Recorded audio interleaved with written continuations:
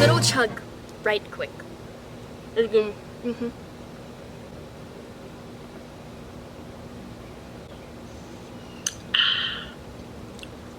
Introducing filibuster William Walker. William Walker. He was an American born in Tennessee in 1824. We can all guess that if he didn't turn out to be a country music player, he was a hillbilly. But he was an educated hillbilly though. He did graduate at the University of Nashville at the age of 14. Wait, okay, That's so crazy. is that like a common thing, or is that just like a thing that just happened? Like, did they just go to college at 14, or? I don't know. Right off the bat, I'm gonna say he's not a great guy whatsoever. Because he was completely for slavery. He pushed for slavery. And yeah, he believed that it was the American way. So racist. Anywho. It makes sense because he was in Tennessee, and at that time Tennessee was probably pretty racist, but now I don't think Tennessee is really racist. So, the equivalent of Honey Boo Boo's mom, but in guy form in the 1800s, was ready to spread the American dream of being, well, a terrible human being that had no morals. During the early 1850s, and the United States has been a whole country for about 70 years, and they're divvying up which newly conquered states were slave states and not slave states. The country was expanding and wanted to keep the balance between the states. So one side wasn't angry. I mean, when did we not do that? That was a little controversial. So basically, the country was expanding and wanted to keep the balance between the states so no one was angry at the other about the discrepancy and cause a riot, which, you know, that happens a lot in the United States of America. And, I mean, they lost. As they should. As they should. So, with the whole Manifest Destiny happening, William Walker wanted to have a big piece of that. And he was like, if Texas got it from Mexico in 1845, I mean, I can do it. You're probably like, why are we talking about North America? Don't worry about it. Don't worry about it. We're getting there. So, he was like, you know what? I'm gonna do that to South America. I'm gonna expand a whole nation. He was like, you know what? I'm gonna invade Mexico by himself, by the way. He didn't have anybody with him. He literally asked for okay, this is his first step. He went to Mexico. Next step, he asked Mexico if he could invade Mexico and was like, can I have permission to invade Mexico? And of course Mexico was like, no. Dude, no. Why? No.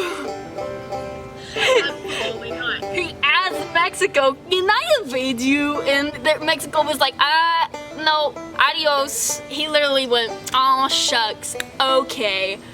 But then he was like, okay, let me try again. He hired a private army, aka going back to Tennessee, being like, who's with me? Let's go! And he went to rent a boat, U-Haul rent a boat, and was like, let's go invade. Let's go. Let's freaking go, man. Yeah. I'm gonna take over this country, this entire nation. Well, it was really... One group of people, let's do it. Let's all do it. We're not gonna die. Anyways, they rented a boat, and then guess what? They were immediately arrested. They were arrested. But busted by the killjoy General Ethan Allen Hitchcock. And they were like, the general was like, so, yeah, that's like kind of illegal to invade other countries. For like, you know, for your country when you are, you know, the country, it's needed congressional or whatever. There was a treaty where you cannot invade the South Americas or Mexico after Texas invaded. I'm pretty sure it was just Mexico. I think South America. I'll look that up. Update. He got arrested because there was insane amounts of like popularity with William because of his pro-slave views. He was backed up in court, and they were like, dude, not cool. Give him back his U-Haul rented boat. Let him go on the lake. I'm going the big old lake.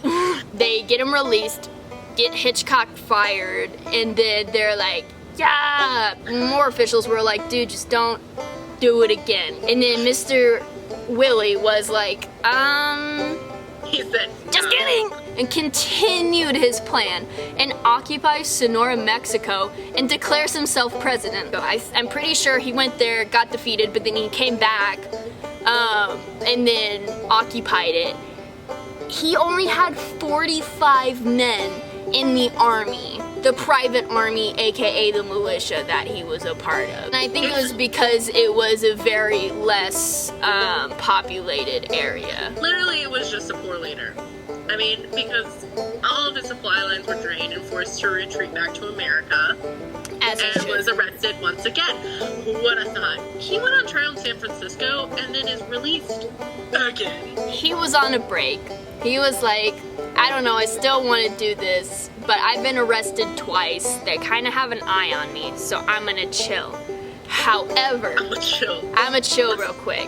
In 1854, Nicaragua was like, hey, we're fighting a civil war. We know you really want to invade, and basically we like know that you guarantee an army.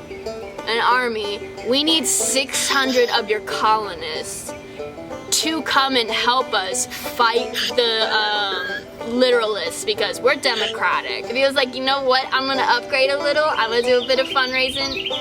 I'll give you 60. They say, please. And they're like, all right, bet. It's better than none. They successfully avoid the Navy and they take over the city of Granada. The only way that he won that war, basically the whole country of Nicaragua was in shambles. Like there was a ratio of 1 man to 7 women. And his strategy, he was like, you know what? My strategy, just run at him. Just run at him. Just go! Go! And then he's like, yes! I am the president of Nicaragua! He tries to supply Nicaragua by taking the shipments in the Panama Canal. They were like, you know what? Since they're basically passing on our territory, I'm gonna take those. Instead of allowing them to pass through, I'm gonna take those and I'm gonna give it to the cities of Nicaragua. You're welcome. But you know who owned those ships? You know who owned those shipments? Do you notice this, America? The United States of America, specifically Cornelius Vanderbilt, the richest man of America at the time. So he was like, you know what, let's take those. And Vanderbilt found out, he's like, why are my ships coming in? Oh, it's because this guy's taking them because he's the so-called president of Nicaragua and he already got arrested twice. I am not happy about this. Absolutely not. And Vanderbilt was pushing. It was like, he's stealing my shipments. He's breaking the law of the United States of America and like depleting our supplies. Go get him.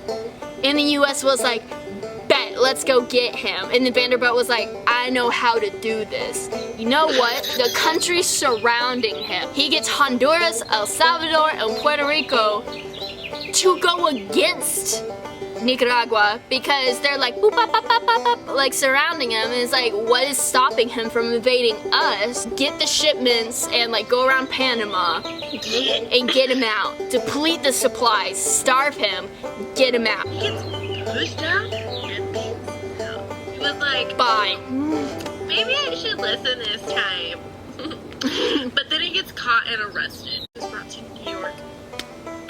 But of course, he was favored because he was still famous somehow. And there's legal problems, like he was president and it wasn't arrested on U.S. soil and he was acquitted. If the glove doesn't fit, you must acquit. So literally, he got out of New York and was like, Let's do it again! And goes to Honduras. And literally immediately as he sets sails into British territorial water, he gets arrested by the British Navy. And they're like, dude, we heard of you. You've been arrested 3 times. And you keep being released. You know what? We're not releasing you to the United States of America. We're releasing you to Honduras authorities. Congratulations, good luck with that. Honduras was like, no. And shot him immediately. They were like, you were trying to invade us. How about no? Guess what? Bam! Right there, right then, dead. And that was the story of William Walker, the Philly who finally get busted. Alright. It was good talking about this movie. I basically finished this. It's not a movie. It's just history. In conclusion, I finished this. See you later, Dr. HB. It was such a fun time. Being in the class, it was really informational, it was really good, and it was definitely worth the work of writing a bunch of essays, but also, like, you dive more into the films and learn about stuff. So yeah, we both want to thank you. Nina, say thank you! I thank you a lot, I promise. I really enjoyed your class. Exactly. We really enjoyed your class. It's definitely worth it. I think everybody really enjoyed it and it was worthwhile. So yeah. Alright. Wrapping it up. Thank you. Good night. Thank you for coming to my TED Talk. Thanks for the TED Talk. Thanks for my TED Talk.